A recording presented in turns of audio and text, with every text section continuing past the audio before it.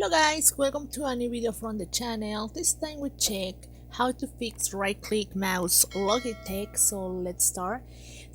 I found some answers on internet about how you can fix it, and one of them was this one. Is interesting, that says control panel, header sound and mouse, and check your mouse settings. You can check also here on your computer that you can go to the settings on the mouse and check if it's working or not.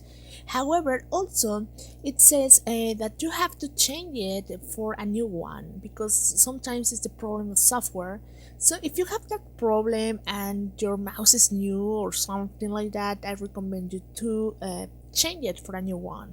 In case that your mouse has a long time with you, I recommend you to buy a new one. So I think probably that will help you more, and because, well, sometimes it's better to change it and to get a new one that try to fix it, something like probably won't work.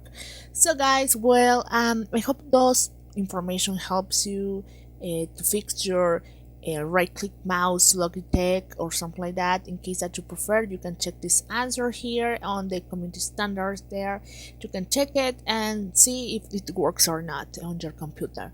So guys, well, I hope this works for you. Thank you for watching this video. Remember to subscribe and give thumb up to this video.